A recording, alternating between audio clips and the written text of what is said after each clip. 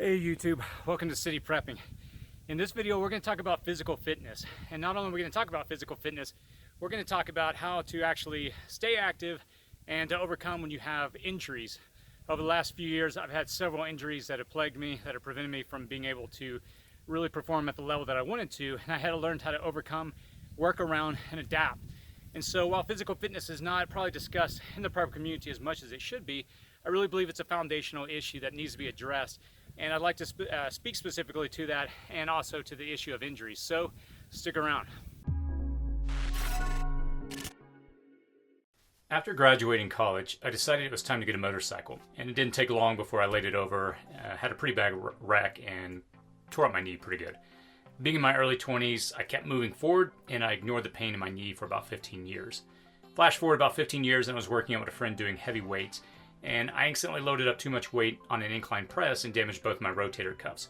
Since that time, I haven't been able to effectively lift weight over my head, and it's been difficult to get back into the gym. Then in 2016, while jogging one day, something popped in my knee, and after that, things got progressively worse with my knee, and I couldn't really jog anymore due to the pain. So by the time I was hitting 40 years of age, I was watching my body fall apart. Staying active and being able to push myself physically was beginning to become impossible. Even basic tasks like standing in the kitchen to do dishes became very painful. The dream of being able to do physical activities I once loved was pretty much all but gone. In 2017, I got an MRI and they revealed that I had a torn meniscus in my left knee. At the time, the only recommendation the doctor had for me was surgery. The doctor couldn't even promise that a surgery would fix a problem, and he gave me a 50-50 odds that I would be able to jog once again after the surgery. And again, this is something that's important to me, so I didn't really like those odds. The doctor recommended that we would remove the damaged part of the meniscus, which would effectively result in less cushioning in my knee, which was something that really, to be honest, did not excite me. After speaking with an OT and a friend that trains professional athletes, they both recommended against knee surgery as it had the potential to make things even worse. What was really difficult for me was I was facing a time in my life where I really wanted to be active. Since I work behind a desk all day, being active is critical, and having injuries was preventing me from doing this. I've got 3 kids under the age of 10, and I want to be able to keep up with them, so I was desperate for a solution. I knew that at this point in my life, if I wasn't active, things would only get worse. So I began to honestly get discouraged and truthfully a bit depressed by the prospect of a future with reduced mobility. About a year ago, a friend of mine also tore her meniscus doing a routine chore around her house, and she's a nurse that works in a local hospital, and her doctor gave her a knee brace. One day while talking to her about my knee problems, she recommended I try out one of her spare knee braces. There's a few moments in my life that I would consider life-changing or pivotal, and this is definitely one of those moments. The next weekend, I attended a hike for my son's Cub Scout group, and while a hike like that would have been all but impossible after tearing my meniscus, I didn't even feel the least bit of discomfort in my knee. Doing a routine task around my house wearing a knee brace has given me back my full mobility, and with the support of the knee brace, I don't really feel any pain or discomfort. Just this past May, I was able to do something I thought I'd never be able to do again. I was able to go for a 14.2 mile round trip hike up a mountain. I was able to perform all of this in one day, from the base to the top of Half Dome in Yosemite National Park. I was able to complete the round trip with no discomfort to my particular meniscus tear.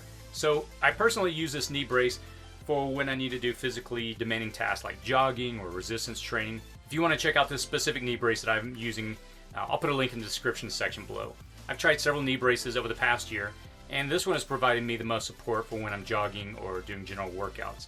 It's a bit more stiff than most of the knee braces I've tried, which I kind of like, and it gives me a lot of stability and support. Okay, so how do I exercise now that I have injuries? Being physically fit is a top priority for me, as I realize without being in shape, should a situation arise, I won't be ready.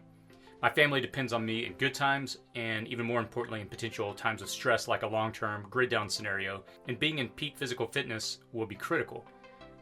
In my teen years and in my 20s, I was able to push through injuries. By the time I hit my 40s, physical limitations began to manifest, and I've had to learn to think differently in order to keep working out. So what are some of the activities I enjoy now that I've learned to work around the injuries using a knee brace? Well, first of all, I can jog now.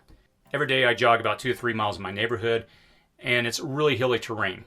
But without any issues in my knee, without any pain, I'm able to push through despite the injuries. During the winter, or when it's raining outside or it's cold, I like to have the option of working out on a machine in my house. I've got an old NordiTrack that I found, and surprisingly, it's good cardio training. Also, there's times when I prefer to just do stairs on my property. Without the brace, it would be impossible for me to go up and down without having instability in my knee, but with the brace, I practically don't feel a thing. Now, when it comes to resistance training, earlier I mentioned that I tore both my rotator cuffs in my shoulder, and it's resulted in me not being able to get into the gym a lot anymore.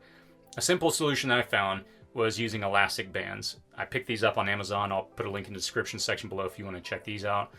They're a lot different than using free weights, but I don't have the pain in the joints that I used to. It's hard to say. There's a lot of different things that could happen. Let me encourage you to do this. Push yourself to stay active. It would be easy for me to simply throw in the towel and give up with the injuries I've had over the years. Even without having injuries, it's easy to convince yourself that you don't need to push your body. Many of us are stuck in jobs where we sit all day. Many of us have long commute times. And as a result, many of us start packing on weight, get lazy, and don't want to challenge our bodies. In a true grid down scenario, you won't be able to make excuses. You or your family's lives could be on the line. In that moment, will you be able to perform? Or will you have allowed the potential injuries you've had over the years from stop pushing your body? Again, if you have existing injuries, first consult your physician and find a way to keep moving and to work around your injury.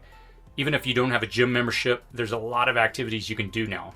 Simple things like jogging, push-ups, jump roping, crunches, pull-ups, soccer. Again, I mentioned the elastic bands that I use for resistance training. The goal, again, is to learn to adapt and to work around your injuries and never give up.